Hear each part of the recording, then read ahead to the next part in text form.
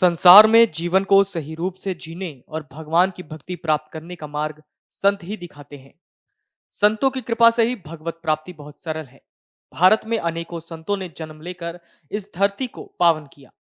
इनके प्रताप से अनेकों ने भक्ति मार्ग पर चलकर भगवान की सच्ची निष्ठा से आराधना की है।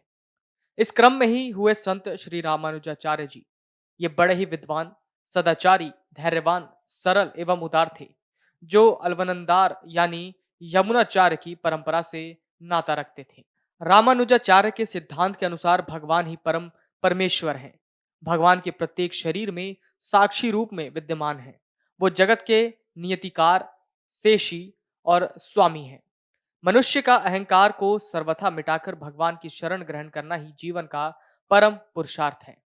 अब हम आपको बताते हैं रामानुजाचार्य के जीवन और उससे जुड़ी पौराणिक कथाओं के बारे में। श्री रामानुजाचार्य के पिता का नाम केशव भट्ट था। ये दक्षिण कुदूर क्षेत्र में निवास करते थे। जब इनकी आयु बहुत छोटी थी तभी पिताजी का शरीर पूरा हो गया। रामानुज जी ने कांची में यादव प्रकाश नाम के गुरु से वेदों का ज्ञान प्राप्त किया। इनकी बुद्धि बहुत तेज थी, जिससे ये अपने गुरु की व्याख्या में ही दोष निकाल दिया करते थे। इसके परिणाम स्वरूप गुरु इन पर खुश होने के बदले इनसे चिढ़ने लगे। वो इनके प्राण तक लेने पर उतर आए। एक बार रामानुज के सहपाठी गोविंद भट्ट से मिलकर इनके गुरु ने एक साजिश रची। उन्होंने गोविंद भट्ट से कहा कि रामानुज को काशी यात्रा ले जाने के बहाने किसी घने जंगल में ले जाकर उनका जीवन खत्म कर दो। गोविंद भट्ट ने ऐसा ही किया, लेकिन भगवान की कृपा से एक शिकारी और उनकी पत्नी ने रामानुज के प्राणों की रक्षा की। श्री रामानुजाचार्य ने कैसे पूरी की गुरु की इच्छा। रामानुजाचार्य जी को विद्या, चरित्र बल और भक्ति में इन्हें उच्च गति प्राप्त थी। वो बड़े ही विद्वान, सदाचारी, धैर्यवान और उदार थे। इनके पास कुछ योग सिद्धियां भी थी, जिसकी मदद से इन्होंने कांची नगरी की राजकुमारी को प्रेत बाधा से मुक्त कर दिया था।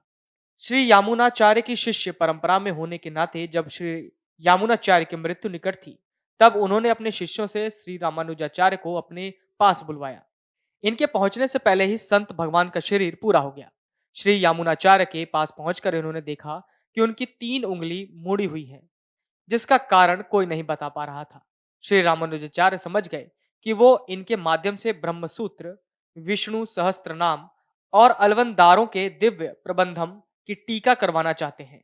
इन्होंने श्री यामुनाचार्य के मृत शरीर को नमस्कार किया और कहा कि भगवान, मैं आपकी इस अंतिम इच्छा को अवश्य पूरा करूंगा। ऐसा कहते ही यामुनाचार्य जी की उंगलियां सीधी हो गई।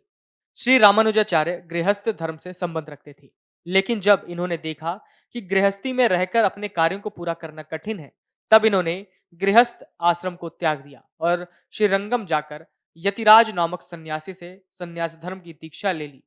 इनके गुरु श्री यादव प्रकाश को अपने पूर्व में किए गए कार्य को लेकर बड़ा पश्चाताप हुआ और वो भी सन्यास की दीक्षा लेकर श्रीरंगम चले आए और श्री रामानुजाचार्य की सेवा में रहने लगे। जन कल्याण के लिए एक बार श्री रामानुजाचार्य ने नरक को स्वीकार कर लिया। आचार्य रामानुज ने तिरुकोट्टियूर के महात्मा नाम्बी से अष्टाक्षर मंत्र ओम नमो नारायणाय की दीक्षा ली थी। नाम्बी ने मंत्र देते समय इनसे कहा था कि तुम इस मंत्र को किसी से मत कहना, लेकिन रामानुज ने सभी लोगों को इकट्ठा कर मंदिर के शिखर पर खड़े होकर सब लोगों को वो मंत्र सुना दिया। गुरु को जब इस बात का पता चला तो वो बहुत क्रोधित हुए और कहने लगे, तुम्हें इस अपराध की सजा मिलेगी और नरक जाना पड़ेगा। श्री रामानुजाचार्य ने गुरु से कहा कि भगवान, यदि इस महामंत्र का उच्चारण कर हजारों आदमी नरक की पीड़ा से बच सकते हैं, तो मुझे नरक जाने में भी कोई आपत्ति नहीं। इस उत्तर से गुरु का गुस्सा शांत हो गया और उन्हें आशीर्वाद दिया। इस कार्य से रामानुजाचार्य जी की समदर्शिता और उदारता का परिचय मिला। श्री रामानुजाचार्य ने श्रीरंगम में एक मंदिर बनवाया, जिसमें नम्मालवार और दूसरे आलवार संतों की प्रतिमाएं स्थापित की गईं और उनके नाम से विभिन्न उत्सव जारी किए। उन्होंने तिरुपति के मंदिर में भगवान गोविंदराज पेरुमलु की पुनः स्थापना करवाई और मंदिर का पुनः निर्माण करवाया। श्री रामानुजाचार्य ने कैसे किया भक्ति प्रचार। श्री रामानुजाचार्य ने भक्ति मार्ग का प्रचार करने के लिए संपूर्ण भारत की यात्रा की। इन्होंने भक्ति मार्ग के समर्थन में गीता और ब्रह्मसूत्र पर भाष्य लिखा।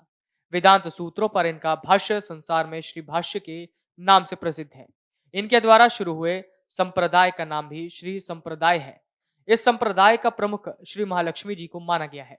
श्री रामानुजाचार्य ने देश भर में भ्रमण करके लाखों नर नारियों को भक्ति मार्ग में लगाया। इनके 74 शिष्य थे। इन्होंने महात्मा पिल्लोकाचार्य को अपना उत्तराधिकारी बनाकर 120 वर्ष की आयु में संसार से विदा ली। रामानुजाचार्य जी के सिद्धांत के अनुसार भगवान विष्णु ही पुरुषोत्तम है, जो हर शरीर में विराजमान है। भगवान नारायण ही सत्य हैं। उनकी शक्ति महालक्ष्मी चित्त है और ये जगत उनके आनंद का विलास है।